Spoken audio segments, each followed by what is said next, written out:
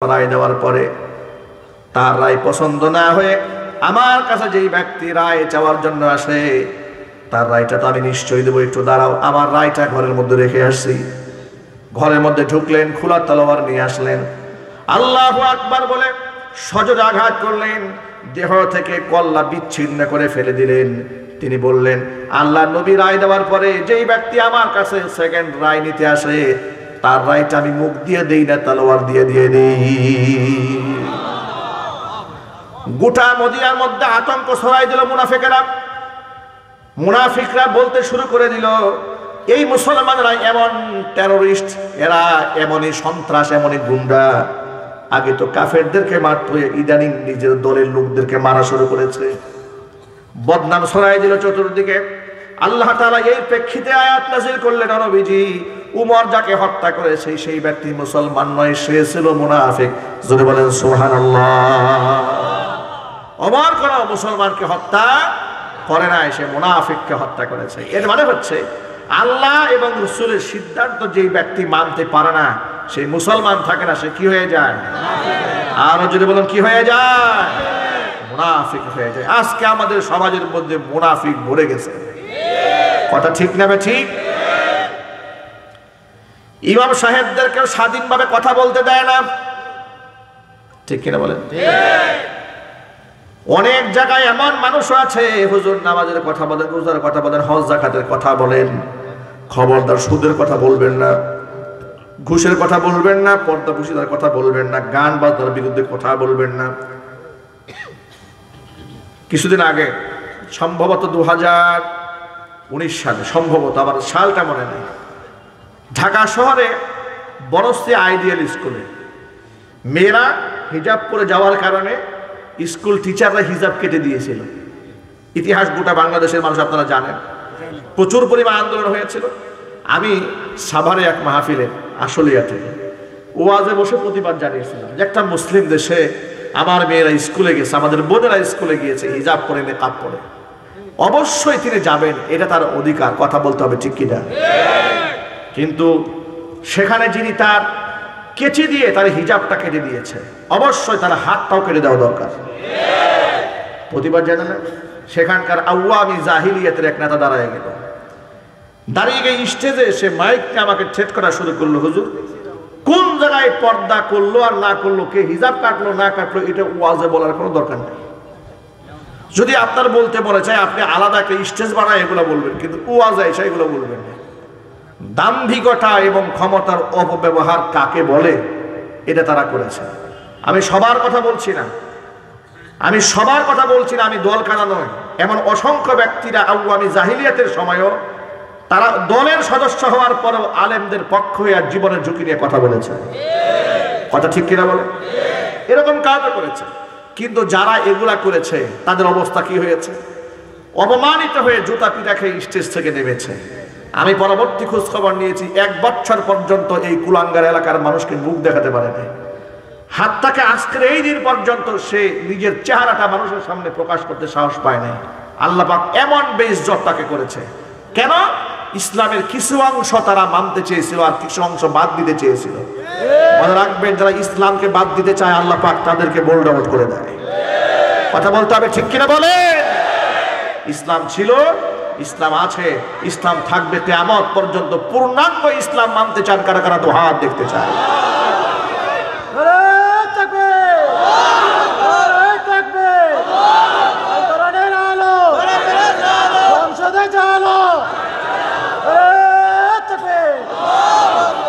ইসলামের বিধিবিধান নিয়ে কোনো প্রশ্ন তোলা যাবে না। আমরা হলাম আল্লাহর গোলাম। আমরা কার গোলাম জুড়ে বলেন তো ভাই? আরো জুড়ে বলুন, কার গোলাম? যদি আল্লাহর গোলাম হয়ে থাকি, আল্লাহর সিদ্ধান্তের মধ্যে কোনো কলম ধরা যাবে না, জবান খোলা যাবে না। আল্লাহ পাক 5 ওয়াক্ত নামাজ বাধ্যতামূলক করে দিয়েছেন। কোনো যুক্তি তর্কে বলা যাবে না হুজুর 5 ওয়াক্ত নামাজ না হয়ে যদি 2 ওয়াক্ত কম থাকতো, 3 ওয়াক্ত থাকতো তাহলেই ভালো হইতো। ফজরে উঠতে কষ্ট হয়, এশা পড়তে বড় কষ্ট হয়, সুতরাং ফজর এশা বাদ দিয়া শুধুমাত্র যোহর, আসর, মাগরিব 3টা ওয়াক্ত যদি হয়ে যেত তাহলে ভালো হতো। নাউজুবিল্লাহ বলেন। বলার কোনো সুযোগ আছে? হুজুর পয়সাপাতি হলে আল্লাহ হজের বিধান কেন দিলেন? হজের বিধান তো আল্লাহ না দিলেও পারতেন, বলার কোনো অধিকার আছে? আল্লাহ তাআলা মেয়েদেরকে পর্দার কথা কেন বললেন? মেয়েরা বিশ্ববিদ্যালয়ে যাবে, যেমন খুশি তেমন পোশাক পরবে, যেমন নাস্তিক বেঈমান বিপদগামী মেয়েরা বলে দেহ আমার সিদ্ধান্ত আমার, সুতরাং আমার গায়ে কি জামা থাকবে আর না থাকবে এটা মোল্লা মৌলবীদের বলার কে আছে? নাউজুবিল্লাহ পড়েন। আজকেও দেখলাম 2024 সালে এসে স্কুলের মেয়েদেরকে শিখিয়ে দেওয়া হয়েছে, নাস্তিকরা শিখিয়েছে। মেয়েরা বলছে দুনিয়ার সব ক্ষেত্রে নারী আর পুরুষকে সমান বানিয়ে দিতে হবে, ভাগ বটোয়ারায় হাতটাকে জমি জামান ভাগ বটোয়ারা করার ক্ষেত্রে নারী আর পুরুষকে সমান তালে ভাগ করে দিতে হবে। নাউজুবিল্লাহ।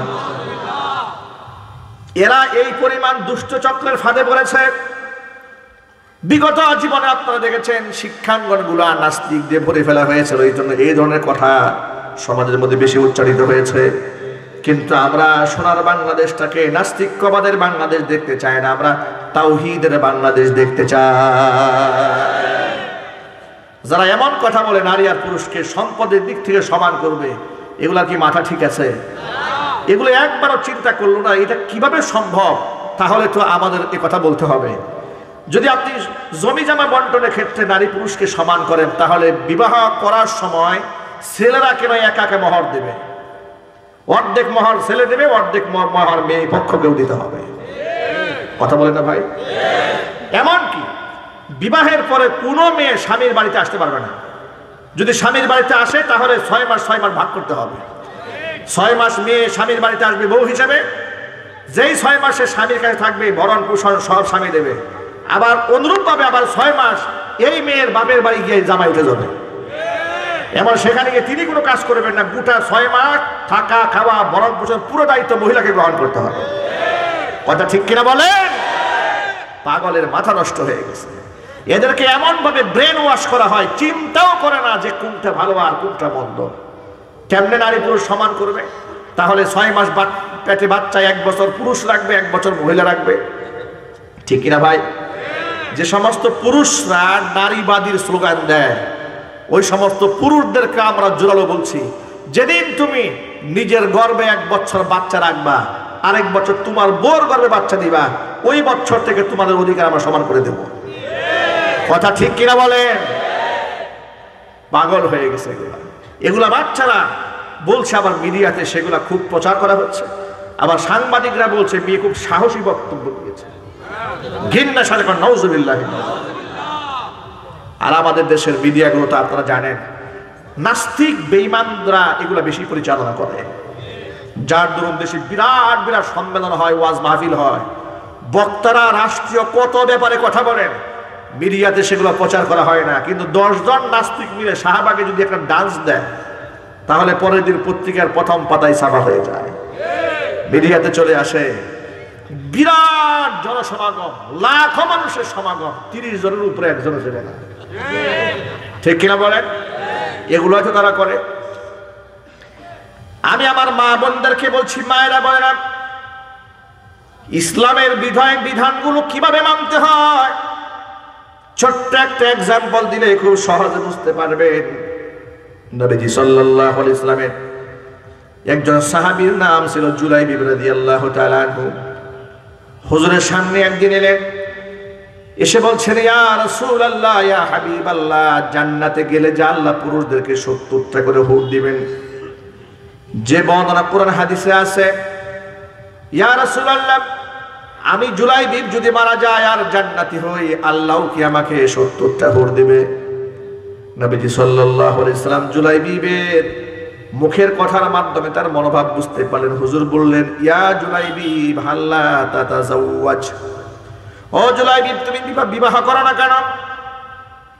জুলাইবিব বললেন, নবীজি আমি একজন কালো মানুষ, আমি একজন খাটো মানুষ, আমার টাকা পয়সা নাই, আমাকে বিবাহ করবে কে? এমন কোন মেয়ে আছে কিংবা মেয়ের গার্জিয়ান আছে আমার সাথে তার মেয়েটাকে বিবাহ দেবে? কে আছে এমন?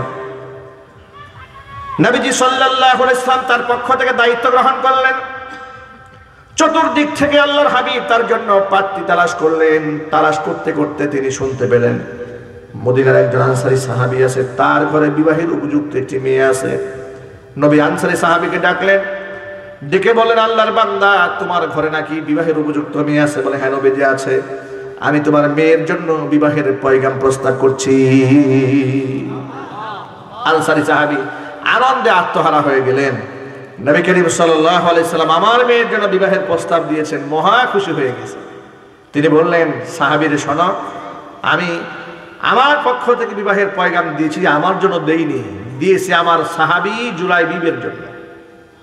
সুবহানাল্লাহ বলবেন ভাই, এই বক্সগুলোটা বাজে?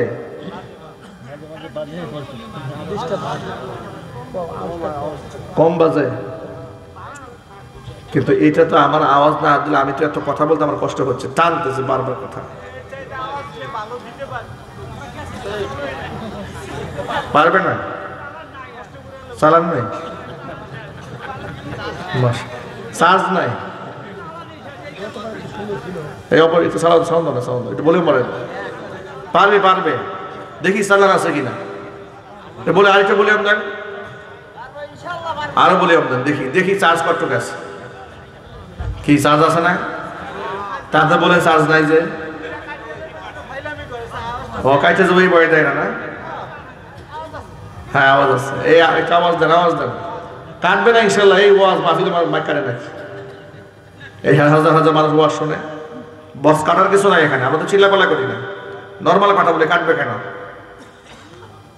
কাটলে কাটবে হচ্ছে কনসার্টে, যে চিৎকার দেয় এক একজনে, ঠিক কিনা বলেন? আর কনসার্টে বক্স ডিস্টার্ব দিলে মাইক ওদের একদিন আর ওর একদিন। এরাও বুঝে যে কনসার্টে ডিস্টার্ব দেওয়া যাবে না, কিন্তু মাইক হুজুর মানুষ, তারা আর কি বলবে, অসুবিধা নেই, একটু বাড়াই রাখেন। ভাইরা আমার, জুলাইবীব তার পক্ষ থেকে রাসূল বিবাহের পয়গাম দিলেন আনসারী সাহাবীকে। আনসারী সাহাবী মহা খুশি হয়ে গেলেন, মনে করেছেন রাসূল বিবাহের প্রস্তাব দিয়েছে। তিনি বললেন, প্রস্তাব দিয়েছি আমি, তবে আমি বিবাহ করার জন্য দেইনি, আমার সাহাবী জুলাইবীবের পক্ষ থেকে দিয়েছে। জুলাইবীবের নাম শুনে আনসারী সাহাবীর মনটা খারাপ হয়ে গেল, কারণ জুলাইবীব সম্পর্কে তিনি খুব ভালো করে অবগত আছেন। জুলাইবীব একজন গরিব মানুষ, দেখতে কালো বেটে মানুষ, খাটো মানুষ, চেহারার লাবণ্যতা নাই, বংশমর্যাদাও তেমন বড় নয়, টাকা পয়সাও নাই। স্বভাবত সমাজের মধ্যে এই শ্রেণীর মানুষের খুব একটা মূল্যায়ন থাকে না। কিন্তু এই জুলাইবীবকে আল্লাহর নবী কত ভালোবাসতেন। নবীজি বলেছেন, জুলাইবীব আমার, আমি মুহাম্মদ সাল্লাল্লাহু আলাইহি ওয়াসাল্লাম জুলাইবীবের। দাম আছে না নাই? আরো যদি বলেন, টাকা পয়সা দিয়া ইসলামে সম্মানিত হওয়া যায় না। ইসলামে কোনো ব্যক্তি সম্মানিত হতে গেলে তাকওয়াবান হতে হয়। বাইতুল মুকাররমের বর্তমান যিনি খতিব সাহেব, মুফতি আব্দুল মালিক হাফিজাহুল্লাহ, আল্লাহ পাক নেক হায়াত দারাজ করেন, জোরে করে আমিন।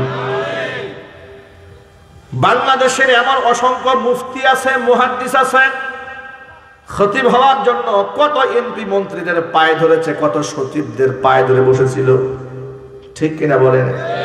জীবনে কত স্বপ্ন দেখেছে। আর মুফতি আব্দুল মালিক হাফিজাহুল্লাহ আমার সরাসরি বুখারীর উস্তাদ। জামিয়াতুল উলুমিল ইসলামিয়াতে তিনি আমাদেরকে বুখারী আউয়াল কিতাবুল ঈমান অধ্যায়টা নিজে পড়িয়েছেন। কাছ থেকে দেখেছি, উস্তাদ হিসেবে দেখেছি, ছাত্র হয়ে সাক্ষ্য দিয়ে বলছি, আল্লাহর কসম, এই গোটা উপমহাদেশের মধ্যে তার চাইতে বড় আলেম আমার জানা মতে আর নাই। এমনকি বাংলাদেশের অসংখ্য মুফতি মুহাদ্দিসরা এই কথার সাক্ষ্য দেয়, গোটা উপমহাদেশে তার মতো আলেম খুব কম আছে।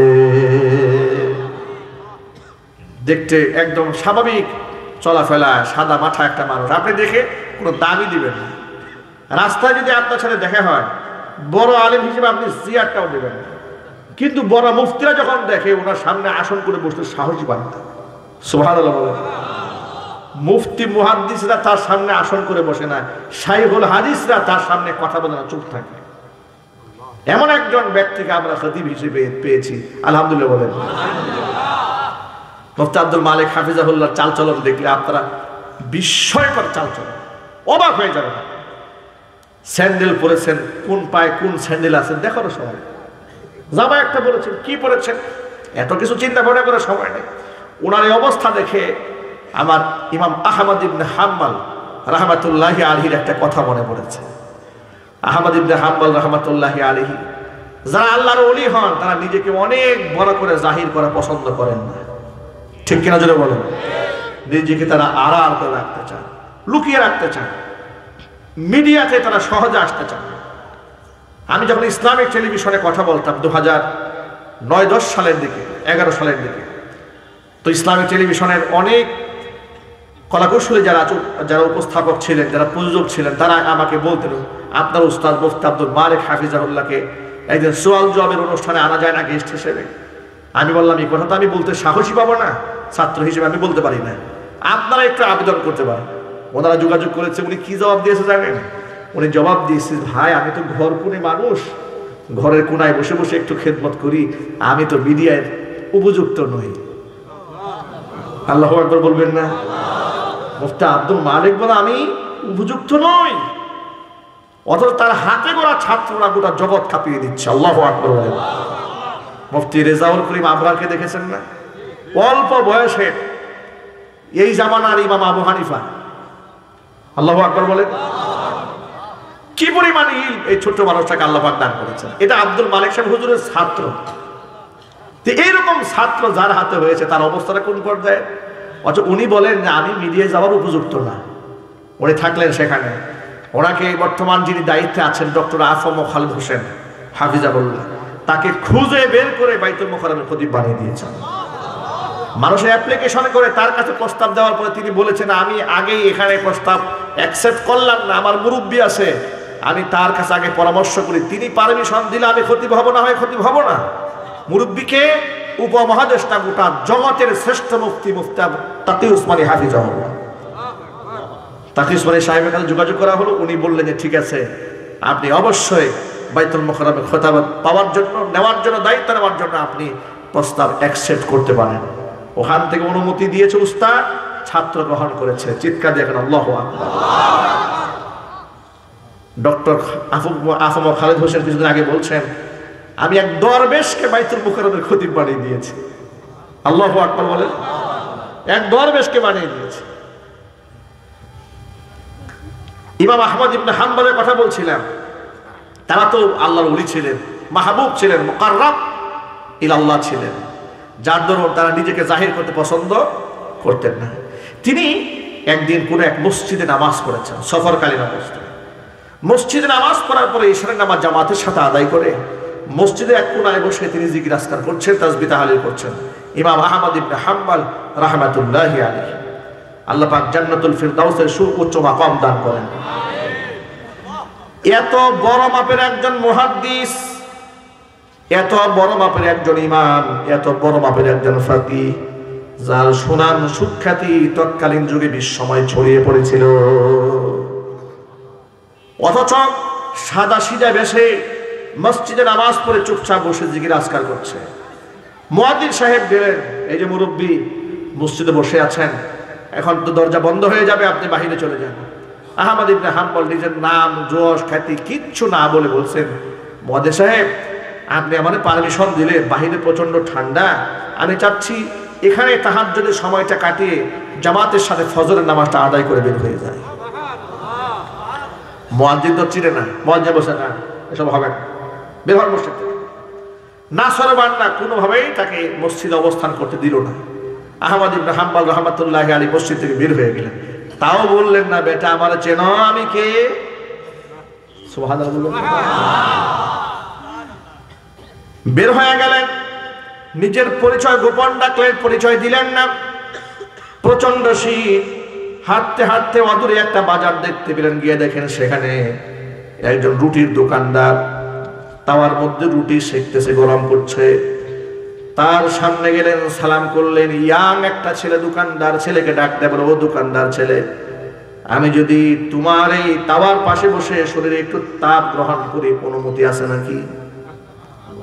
আল্লাহু আকবার বলে। তাওয়া থেকে আমি একটু তাপ গ্রহণ করবো, শরীরে প্রচন্ড ঠান্ডা, বাহিরে কোনো অসুবিধা আছে? অনুমতি আছে? সে বলুন মোটেও কোনো অসুবিধা নেই, নিশ্চয় আপনি বসেন, এটা আপনার আমার সঙ্গী হয়ে গেলেন। রাতের আধারে, গভীর রাতে আমি একাকি রুটি বানাচ্ছি, লোকেরা আসতেছে, আপনি এখানে বসে থাকলে আমার কোনো আপত্তি নেই। উনি পাশে বসে রইলেন। আহমদ ইবনে হাম্বল রাহমাতুল্লাহি আলাইহি বসে আছেন, যুবক তার দিকে তাকিয়ে দেখছেন, যুবক তাওয়ার মধ্যে রুটি দিচ্ছে, বলে আস্তাগফিরুল্লাহ, রুটি উঠাচ্ছে, বলে আস্তাগফিরুল্লাহ, কাস্টমারের কাছে রুটি বিক্রি করছে, বলে আস্তাগফিরুল্লাহ, কাস্টমারের কাছে টাকা গ্রহণ করছে, বলছে আস্তাগফিরুল্লাহ। কথায় কথায় ইস্তিগফারের আমল। যুবকটার মুখে দেখে ইমাম আহমদ ইবনে হাম্বল রাহমাতুল্লাহি আলাইহি অবাক বিস্ময়ে জিজ্ঞেস করলেন, ও যুবক, কথায় কথায় মুখের মধ্যে ইস্তিগফার, কি ব্যাপার, এই আমল কেন করো তুমি? যুবক বলছে, ও পথিক, ও মুসাফির, তুমি তো জানবে না, এই আমল করার কারণে আল্লাহ পাক আমার সম্মান কোথায় উঠিয়ে দিয়েছেন, আমার দরজাত আল্লাহ তাআলা কোথায় উঠিয়ে দিয়েছেন। আল্লাহ রাব্বুল আলামিন আমাকে মুস্তাজাব ও দাওয়া বানিয়ে দিয়েছেন। আমি দোয়া করতে দেরি হয়, আল্লাহর কাছে সেটা কবুল হতে দেরি হয় না। কথা শুনে হযরতে ইমাম আহমদ ইবনে হাম্বল অবাক বিস্ময়ে যুবকের দিকে তাকায় আছেন, সাক্ষাৎ আল্লাহর জীবন্ত ওলি আমার সামনে। যুবক বলছে, ও পথিক, তবে মনের মধ্যে আমার একটা কষ্ট আছে, আল্লাহ তাআলা আমার সব দোয়া কবুল করেছেন, একটা দোয়া যে কেন আল্লাহ কবুল করলেন না তার কোনো হেতু আমি খুঁজে পাচ্ছি না। বললেন, কোন সে দোয়া? তিনি বলেন, আমি আল্লাহর কাছে দোয়া করেছিলাম, রব্বুল আলামিন জগৎ বিখ্যাত ফকিহ ইমাম আহমদ ইবনে হাম্বলকে যদি আমি একটা দিন দেখতে পারতাম, আমি তার কপাল ধরে চুমা খাইতাম। আল্লাহকে কতবার বললাম, এই দোয়া যে কেন কবুল হলো না এটা আমি এখনো বুঝতে পারি না। ইমাম আহমদ ইবনে হাম্বল রাহমাতুল্লাহি আলাইহি নিজেকে আর মুখে রাখতে পারলেন না, যুবকের সামনে পরিচয় তুলে ধরলেন। যুবক আবেগ আপ্লুত হয়ে বুকে সাদা আলিঙ্গন করলেন। যুবককে দেখে ইমাম আহমদ ইবনে হাম্বল রাহমাতুল্লাহি আলাইহি বলছেন, আল্লাহর বান্দা, যে ইমামকে দেখার জন্য তুমি আল্লাহর কাছে দোয়া করেছো, আল্লাহ রাব্বুল আলামিন ওই ইমামকে তোমার দোকানে পাঠিয়ে দিয়েছে। বুকের সাথে জড়ায় ধরলেন, কপাল ধরে চুমা খাইলেন। ভাইরা আমার, ইমানদার ব্যক্তিরা বিনয়ী হয়, নিরহংকার হয়। ইমানদার ব্যক্তি কোনোদিন অহংকারী হতে পারে না। কোরআন মাজিদে আল্লাহ বলছেন, ওয়াইবাদুর রাহমানিল্লাযীনা ইয়ামশুনা আলাল আরদি হাওনা ওয়া ইযা খাতাবাহুমুল জাহিলুনা ক্বালু সালামা। আমি রহমান, দয়াময় আল্লাহর বান্দা যারা, তাদের অসাধারণ অনন্য বৈশিষ্ট্য হচ্ছে আল্লাযীনা ইয়ামশুনা আলাল আরদি হাওনা, জমিনের মধ্যে তারা অহংকার পদভরে পা রাখবে না, জমিনের মধ্যে তারা বিনয়ের সাথে হাঁটবে। কোন মূর্খ ব্যক্তি যদি বিতর্ক সৃষ্টির জন্য তাদেরকে সম্বোধন করে কোনো কথা বলে, ক্বালু সালামা, শান্তির কথা বলে পরিবেশ শান্ত রেখে তারা সেখানে চলে যাবে, বিতর্কের জন্ম দেবে না। যদি বলেন সুবহানাল্লাহ।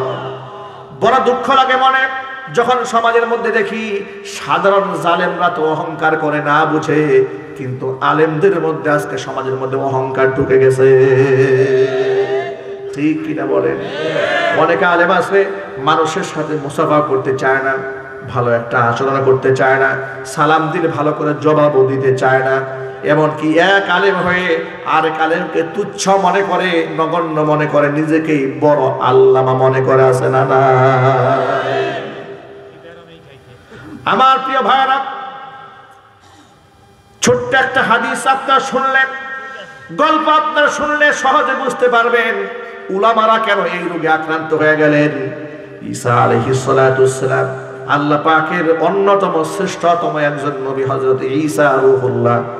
কিয়ামতের দিন আল্লাহ রাব্বুল আলামিন যাকে দাঁড় করায় বলবেন, ও ঈসা, তুমি কি তোমার উম্মতকে আমি আল্লাহকে বাদ দিয়া তোমাকে এবং তোমার মাকে ইবাদত করার নির্দেশ দিয়েছিলে নাকি? পিতার ওরস ছাড়া যে ঈসার জন্ম হয়েছে, সৃষ্টি করেছেন কে? আল্লাহ। আরো জোরে বলতে হবে আল্লাহ। ঈসা আলাইহিস সালাতু ওয়াসসালাম একদিন দেখতে পেলেন শয়তান তিনটা বড় বড় বস্তা নিয়ে কোথায় যেন যায়। নবী হিসেবে তিনি দেখতে পেয়েছেন। শয়তানকে ডেকে বলেছেন, ও শয়তান, তিনটা বস্তার মধ্যে কি, এগুলো নিয়ে যাও কোথায়? বলে, তিনটা বস্তার মধ্যে তিনটা দামি সম্পদ, এগুলা বিশ্ব বাজারে বের হয়েছি, দুনিয়াবাসীর কাছে বিক্রি করতে যাই। কি বস্তার মধ্যে? বলে, প্রথম বস্তার মধ্যে আছে কৃপণতা, এই কৃপণতার অবস্থা গোটা দুনিয়ার মধ্যে যত সম্পদশালী আছে, ধনবান ব্যক্তি আছে, সম্পদ যত বেশি হবে, যার ধনাঢ্যতার বস্তা তার কাছে বিক্রি করে দেব, সেই ব্যক্তি কৃপণ হয়ে যাবে, বখিল হয়ে যাবে। বাস্তবতা সমাজে আছে না নাই? আরো যদি বলতে হবে আছে না নাই? দেখবেন গরিব অসহায় কিংবা মধ্যবিত্ত মানুষগুলা মসজিদে দান করে, মাদ্রাসায় দান করে, ইতিমখানায় দান করে, রাস্তাঘাটে অসহায় মানুষের জন্য সাহায্যের জন্য হাত বাড়িয়ে দেয়। বড়লোক শিল্পপতি বেশিরভাগ জায়গায় কৃপণ এবং বখিল হয়ে যায়। দুই একটি জায়গার মধ্যে আপনারা দেখেন যে দান টান করে। আমি সকলকে খারাপ বলছি না, বেশিরভাগ একেবারে শতকরা এর একটা চোখের আন্দাজে, মনের আন্দাজে, বাস্তবতার নিরিখে বলা যায় 90% শিল্পপতি বড় লোকটাই কৃপণ হয়, 10% লোক বড় প্রশস্ত হৃদয়ের অধিকারী হয়। কথা ঠিক কিনা বলেন? সুতরাং বড়লোক মানুষগুলা কৃপণ হয় কেন? শয়তানের কাছ থেকে কৃপণতার বস্তা সে খরিদ করে নিয়ে যায়। দেখবেন মসজিদের দান বাক্সে লোকেরা টাকা দেয়, বড় লোকের টাকা দান বাক্সে খুব কম পাবে। বড় লোক তো মসজিদে আসে না, দান করবে কি? কথা বলে না কেন? বড় লোক মসজিদে আসতে চায় না, এত ব্যস্ত মসজিদে নামাজ পড়া চায় না। আমি ফেনীতে এক মাহফিলে গিয়েছি, এত সুন্দর এক মসজিদ। এলাকার লোকেরা বলে, হুজুর আমাদের যিনি এই মসজিদ করেছেন 5 কোটি টাকা খরচ করে মসজিদ বানিয়েছেন, সেই তৎকালীন যুগে ছোট্ট মসজিদ, নামাজ পড়তে 2 থেকে 300 মানুষ নামাজ পড়তে সর্বোচ্চ, কিন্তু 5 কোটি টাকা খরচ করেছে। তা কি পরিমাণ আপনার ইকুইপমেন্টসগুলো ব্যবহার করেছে, এখানে দামি দামি টাইল বিদেশ থেকে এনেছে। আফসোস করে এলাকার লোকেরা বলে, হুজুর যিনি মসজিদটা বানিয়েছেন তিনি মসজিদে নামাজটা পড়েন না। নাউজুবিল্লাহ পড়েন। আমি শুনে খুব কষ্ট পেলাম যে এটা কোনো কথা বলে, হ্যাঁ বাড়ির পাশে তার মসজিদ, মসজিদের পাশে তার বাড়ি, তিনি ঘরের মধ্যে বসে থাকেন, নামাজে আসেন। এটা আমাদের কাছে খুব দুঃখ লাগে, খুব কষ্ট লাগে। এরকম লোক সমাজে আছে না? এই জন্য বলেন তো বড় লোকেরা তো মসজিদে আসতে পারে না, টাকা দেবে কখন? তো যাই হোক, আমি বুটবাজার কেন্দ্রীয় জামে মসজিদ গাজীপুরে, যেখানে দীর্ঘদিন খুতবা দিচ্ছি, মাঝখানে স্বৈরাচারীর আমলে 4 বছর নামাজ পড়াতে পারি নাই, ওরা আমাকে পড়াতে দেয় নাই। দেশ স্বাধীন হওয়ার পরে আবার কমিটি আমাকে নিয়ে আসছে। মোতাওয়াল্লি হাজী গিয়াসউদ্দিন খান মারা গেছেন, আল্লাহ পাক তাকে জান্নাত দান করেন। আমাকে একজন বলে, হুজুর আজকে ওয়াজ করবেন মানুষ যেন দান বাক্সে সিরা টাকা না দেয়, এই সিরা টাকার একটা ওয়াজ করে আমাকে বলতে। তা আমি বললাম যে এইটা কেমন কথা হলো? বলে, হ্যাঁ হুজুর আপনি জানেন না, দান বাক্সে এমন টাকা দেয় এই টাকার দোকানদারও নেয় না, কেউ নেয় না এটা। তখন আমি বয়নে বলেছিলাম যে এই দানবীরের আমার কাছে একটা এক্সাম্পল আছে। এক্সাম্পলটা কি? এক্সাম্পল হচ্ছে কোন এক কৃপণ মানুষ, তার কাছ থেকে কেউ কিছু খাইতে পারে না, এরকম লোক কিছু আছে না? দেখবেন সকলের পকেটে ধান্দা করে বেড়ায়, জীবনেও নিজের পকেট থেকে কিছু খরচ করবে না, কোনো বন্ধুকে খাওয়াবে না, বান্ধবীকে দেবে না, আত্মীয় স্বজনকে দেবে না, এমন কৃপণ আছে না নাই? সকালবেলা নাস্তা খেতে বসেছে, সকাল আপনার শীতের সকাল তো আপনারা বুঝেন যে গ্রামগঞ্জের লোকেরা বাহিরে বসে, রোদ্রটা গায়ে লাগে। তো শীতের সকালে 2টা রুটি নিয়ে উনি বাহিরে বসছে, কাল্পনিক গল্প শিক্ষণে। এমন সময় কাক দেখেছেন, কাকের একটা বাজে অভ্যাস আছে, সু মেরে এটা সেটা নিয়ে যাওয়া। তো এই কৃপণের কাছ থেকে কাক সু মেরে রুটি একটা নিয়ে গেছে। কাক তো আর চিনতে পারে নাই কার রুটি নিয়েছে। কাক এবার রুটি নিয়ে যখন গাছে বসছে, এই বেচারা কাকের কাছ থেকে রুটি উদ্ধার করার জন্য পাগল হয়ে গেছে। উনি কাককে ঢিল মারা শুরু করছে। কাক চিন্তা করে, তো খারাপ মানুষ, কত মানুষের রুটি খাইলাম, কেউ কোনো ঢিল দেয় না, এইরকম ঢিল দেয় কেন? উনি যান বাঁচাবার জন্য কাক উড়াল দিয়েছে। এবার এই নাসর বান্দা পেছনে পেছনে ছুটছে, হাতের মধ্যে একটা ঢিল নিয়ে, এরপরে ছুটছে পেছনে পেছনে। এক ডালে বসে ওখানে ঢিল মারে, আরেক ডালে বসে এখানে ঢিল মারে, মারতে মারতে পেছনে ছুটেছে। কাক বেচারা চিন্তা করে দেখলো এ তো খুব খারাপ লোক, এর রুটি যদি আমি খেতে চাই এই মহল্লায় থাকা যাবে না। উঠতে উঠতে খাল পার হয়ে উপরে চলে গেছে। এখন খাল পারে দাঁড়াইয়া ইনি বলতেছেন, এটা আমি আল্লাহ রাস্তায় সদকা করে দিলাম। কথা বুঝতে পেরেছে? সে আল্লাহ রাস্তায় সদকা করে দিয়েছে, উনি ধরতে পারে নাই, এখন সদকা হয়ে গেছে। যে সমস্ত লোকেরা সেরা ফাটা টাকা পকেট থেকে বের করে আল্লাহ রাস্তা দান করে, তারাও যখন দেখে যে এটা যখন চালাইতে পারলাম না, দোকানদাররা নেয় না, রিক্সাওয়ালা নেয় না, যা আল্লাহ তোমারে দিয়ে দিলাম, তুমি চালাই নিয়ে। কথা ঠিক কিনা বলেন? যারা এই ধরনের দান করে তাদের জন্য এর থেকে ভালো এক্সাম্পল আমার কাছে আর নাই। ওই লোকের যে অবস্থা এই দানবীরের একই অবস্থা। কেন? এই লোকে শয়তানের কাছ থেকে কৃপণতা খরিদ করেছে। মনে রাখবেন, কৃপণতা কোনো মারাত্মক জিনিস।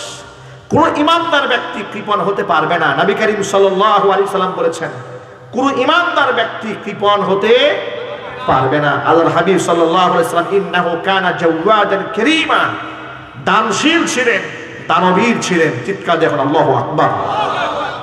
কৃপণ হবেন না। কৃপণ মানুষের সম্মান বউয়ের কাছে নাই, সন্তানের কাছে নাই, আত্মীয় স্বজনের কাছেও নাই,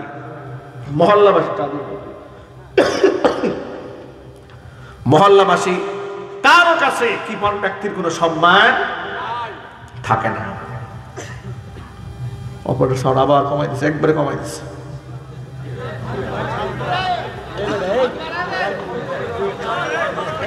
একাই কমে যায় না, কমে কমাই দাও। কোনটা একাই কমে গেছে, তাকে বাড়াই। কি সমস্যা বুঝলাম না তো।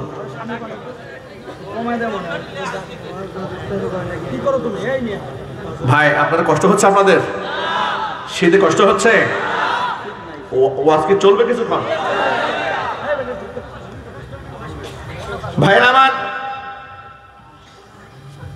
তো কৃপণ ব্যক্তি শয়তানের কাছ থেকে কৃপণতার বস্তা খরিদ করে নিয়ে যায়। ঈসা আলাইহিস সালাতু ওয়াস সালাম জিজ্ঞেস করলেন, দ্বিতীয় অবস্থার মধ্যে কি আছে? বলে, দ্বিতীয় অবস্থার মধ্যে আছে হিংসা, বিদ্বেষ। কোথায় বিক্রি করবা এগুলা? গোটা দুনিয়া ঘুরে ঘুরে যত আলেম ওলামা আছে এদের কাছে হিংসার বস্তা বিক্রি করবো। কি আছে না নাই? আরো জোরে বলতে হবে। আমি সবার কথা বলছি, যারা হিংসা কিনে তারাই সমাজে হিংসা প্রচার করে, বিদ্বেষ প্রচার করে। এক আলেম হয়ে আরেক আলেমকে বরদাস্ত করতে পারে না। আছে না নাই? ইমাম সাহেবের সাথে মুয়াজ্জিনের মারামারি, মুয়াজ্জিনের সাথে ইমামের মারামারি, কত বিচার যে আমাদের কাছে আসে। মুয়াজ্জিন সাহেব দুঃখের কথা বলে, হুজুর আর বললেন না, ইমাম সাহেব আমার সহ্য করতে পারে না। আছে না নাই? এক মুহতামিম পাশের মাঝখানে মুহতামিমকে দেখতে পারে না। কি বলে জানেন? কত চরিত্র ভালো না, আমি একদম খালেস মানুষ। এই স্বভাব থেকে আমাদেরকে বের হয়ে আসার তৌফিক আল্লাহ দান করেন। 2 নাম্বার, ঈসা আলাইহিস সালাম জিজ্ঞেস করলেন, 3 নাম্বার বস্তায় কি? বলে, তৃতীয় অবস্থার মধ্যে আছে জুলুম। কোথায় বিক্রি করবে? গোটা দুনিয়া ঘুরে ঘুরে যত রাজা প্রজা আছে, যত প্রকার রাজা আছে, আমির আছে, বাদশাহ আছে, ক্ষমতাধর ব্যক্তি আছে, এমপি মন্ত্রী আছে, ঘুরে ঘুরে এগুলার কাছে আমি জুলুমের বস্তা বিক্রি করব। যারাই ক্ষমতার চেয়ার পাবে সব লেটেস্ট ফেরাউন হয়ে যাবে। কথা ঠিক কিনা জুড়ে বলতে হবে। ক্ষমতার চেয়ার পেয়ে যারা জুলুম করে এরা শয়তানের কাছ থেকে জুলুমের বস্তা খরিদ করে নিয়েছে। বিগত জীবনেও যারা স্বৈরাচারের আমলে আলেম ওলামা, পীর বুজুর্গ, উলামা, মাশায়েখ সহ সম্মানিত ব্যক্তিদের উপর জুলুম করেছে, তারা শয়তানের কাছ থেকে জুলমের বস্তা খরিদ করেছে। কথা ঠিক কিনা জুড়ে বলতে হবে ভাইয়েরা আমার। আল্লাহ তাআলা এদেরকে হেদায়েত নসিব করে। জোরে কোন আমিন। আর চিৎকার দিয়ে কোন আমিন। আল্লাহর ওলিদের কথা বলছিলাম। আল্লাহর ওলিরা কোনদিন নিজের বড়াইত্ব মানুষের সামনে প্রকাশ করে না, বরং আল্লাহর কাছে একটা দোয়া করে। আর সেই দোয়াটি নবী সাল্লাল্লাহু আলাইহি ওয়াসাল্লাম আমাদেরকে শিখিয়ে দিয়েছেন। জোরে কোন সুবহানাল্লাহ। আমার সাথে আপনারা দোয়াটা বলবেন, আল্লাহুম্মা জাআলনি, আরো জোরে, আল্লাহুম্মা জাআলনি ফি আইনি সগীরা ওয়া ফি আ'য়ুনিন নাসি কাবীরা। কত সুন্দর দোয়া। হায় আল্লাহ, আমার নিজের দৃষ্টিতে তুমি আমাকে ছোট বানায়া দাও, মানুষের দৃষ্টিতে আল্লাহ তুমি আমারে বড় বানায়া দাও। আমি নিজের দৃষ্টিতে আল্লাহ তুমি আমার বড় বানায় না। এমন যেন না হয় যে গায়ে মানে না আপনি বড়, যে লোকের এলাকার লোকেরা দাম দেয় না, নিজে এত নিজেকে বড় মনে করে, একদম আকাশের তারকা মনে করে নিজে রাস্তা দিয়ে হাঁটতেছে, একেবারে ড্রেনের মধ্যে গিয়ে বসছে, জমিনের মধ্যে পা পড়ে না। দাপট, ক্ষমতা, দাম্ভিকতা, অহংকার এত বেশি। সালাম দিলে কাউকে তো সে সালাম দেয় না, তাকে সালাম দিলে সে সালামের জবাবটাও ঠিক মতো দেয় না। ঠিক কিনা বলে? মুসাফার জন্য হাত বাড়িয়েছেন, এই বেচারা বিনয়ের সাথে মুসাফা করবে দূরের কথা, আঙ্গুল একটা বাড়াই দিয়েছে, 2টা আঙ্গুল বাড়িয়ে দিয়েছে। কিংবা আপনার সাথে মুসাফা করেছে আরেক দিকে তাকায় আছে, এরকম ভাবওয়ালা লোক শরীয়তপুরে একটাও নাই মনে হয়। আরো জোরে বলেন। মসজিদে জায়নামাজ একটা বিষয় রাখা আগে থেকে, রেজিস্ট্রি করা, ঠিক না ভাই? ওই জায়নামাজে কেউ বসলে ধমক দিয়ে উঠে যায়, চেন ওই জায়নামাজ কার এটা? হ্যাঁ, সলিমুদ্দিন, ওরা উঠাই দিয়েছে। দেখবে মসজিদে ঢুকছে, ঢুকে খামোখা লোকেরা মসজিদে নামাজ পড়ছে, সুন্নত পড়ছে, চুপচাপ কোরআন তেলাওয়াত করছে, উনি গিয়ে কাশে একটা দিয়েছে, মানে বুঝাইলো জমিদার সাহেব আসছেন। এই স্বভাব আছে না নাই? চিৎকার এখন আছে না নাই? হারাম। এটা করা কি? নিজেকে বড় মনে করবেন না। যে ব্যক্তি নিজেকে বড় মনে করবে আল্লাহ পাক তাকে লাঞ্ছিত অপমানিত করবে। কথাটা কি সকলের মনে থাকবে ভাই ইনশাআল্লাহ? কার কার মনে থাকবে হাত দেখতে চায়? আল্লাহ কবুল করেন, জোরে করে আমিন। নবীজি সাল্লাল্লাহু আলাইহি ওয়াসাল্লাম জুলাইবিবের জন্য পাত্রী তালাশ করছেন। জুলাইবিব কালো মানুষ, সামাজিকভাবে মূল্যায়ন নাই, কিন্তু আল্লাহ এবং রাসূলের কাছে তার দাম এত বেশি। জুলাইবিব বলছেন, আল্লাহর হাবিব বলছেন, আমি জুলাইবিবের, জুলাইবিব আমি আল্লাহ রাসূলের।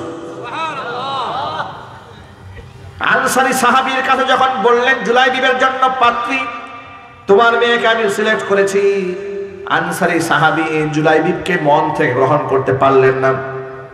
তিনি বললেন, হে নবীজি, যদি আপনি আমাকে অনুমতি দেন, ঘরে গিয়ে মেয়ের সাথে, মেয়ের মার সাথে বিষয়টা নিয়ে আমি আগে ডিসকাস করি, আগে আলোচনা করি, পরামর্শ করি। নবীজি বলেন, নিশ্চয় আপনি ঘরে যান, আপনার স্ত্রী কন্যার সাথে পরামর্শ করুন বিবাহের ব্যাপারে, পরামর্শে রাজি হয়ে গেলে আপনি আমাকে জানাবেন। আনসারী সাহাবী ঘরের মধ্যে ঢুকলেন, মেয়ের কাছে গেলেন না, আগে মেয়ের মায়ের কাছে আলাদা করে ডাক দিয়ে নিয়ে গেলেন। শোনো, একটা গুরুত্বপূর্ণ কথা আছে। আমাদের মেয়ের জন্য আল্লাহ নবী বিবাহের পয়গাম পাঠিয়েছেন জুলাইবিবের পক্ষ থেকে। জুলাইবিবের নাম শুনে মেয়ের মা নারাজ হয়ে গেল, অখুশি হয়ে গেল, কারণ জুলাইবিব সম্পর্কে মেয়ের মা ভালো করে জানেন। এই জন্য মেয়ের মা বলছেন নবীজি সাল্লাল্লাহু আলাইহি ওয়াসাল্লামের কাছে গিয়ে আপনি বিনয়ের সাথে প্রস্তাবটা প্রত্যাখ্যান করে দিয়ে আসেন। মেয়ের সাথে এই ব্যাপারে আলাপ করার দরকারই নেই। যেটাকে আপনি গ্রহণ করেন নাই মন থেকে, আমি গ্রহণ করি না, এটা মেয়ের সাথে আলাপ করা তো কিছু নয়। মেয়ের বাবা ঘর থেকে বের হয়ে যাচ্ছেন, আল্লাহ রাসূলের কাছে গিয়ে প্রস্তাব প্রত্যাখ্যান করে দিয়ে আসবেন। এমন সময় পিছন দিক থেকে মেয়ে ডাক দিয়ে বলছে, আব্বা যান, দাঁড়ান, আপনি কোথায় যান? আপনি কার প্রস্তাব প্রত্যাখ্যান করতে যাচ্ছেন? আপনি আমার মায়ের সাথে যা আলাপ করেছেন আমি কিন্তু পর্দার আড়ালে দাঁড়িয়ে সব শুনেছি। কার প্রস্তাব আপনি প্রত্যাখ্যান করতে যাচ্ছেন? আপনি কি কোরআন পড়েন নাই? আল্লাহ তাআলা কোরআন মাজিদের মধ্যে কি বলেছেন? সূরা আহজাবের 36 নম্বর আয়াতে আল্লাহ পাকের নির্দেশ আছে, ওয়ামা কানা লিমুমিনিন ওয়ালা মুমিনাতিন ইযা কাদাল্লাহু ওয়া রাসূলুহু আমরা আন ইয়াকুনা লাহুমুল খিয়ারাতু মিন আমরিহিম ওয়া মান ইয়াসিল্লাহা ওয়া রাসূলুহু ফাকাদ দাল্লা দালালান মুবিনা। আল্লাহ পাক এবং তার রাসূল যদি কোনো ব্যাপারে কোনো সিদ্ধান্ত দিয়ে ফেলে, পৃথিবীর কোনো ঈমানদার নরনারীর জন্য হক নাই, অধিকার নাই, সেই ক্ষেত্রে নিজেরা কোনো মতামত ব্যক্ত করবে। যদি আল্লাহ এবং রাসূলের সিদ্ধান্তকে প্রত্যাখ্যান করে, সেই ব্যক্তি সুস্পষ্ট গোমরা হয়ে যাবে। কোরআনে আছে না নাই? মেয়েটি বাবাকে বলছে, আব্বা যান, কোরআনে তো লেখা আছে আল্লাহ নবীর সিদ্ধান্ত প্রত্যাখ্যান করা যাবে না। আল্লাহর হাবিব আমার জন্য যে পাত্র সিলেক্ট করেছেন আমি হাসি মুখে মেনে নিয়েছি। আপনি রাসূলুল্লাহর কাছে গিয়ে বলবেন, ও নবীজি, আমার মেয়ের জন্য আপনি যে পাত্র সিলেক্ট করেছেন, আমার মেয়ে হাসি মুখে সেই পাত্রকে স্বামী হিসেবে গ্রহণ করতে রাজি হয়ে গেছে। ভাইরা আমার, সকলকে মনে রাখতে হবে, নিজের ইচ্ছার উপরে আল্লাহ এবং রাসূলের ইচ্ছাকে প্রাধান্য দিতে হবে।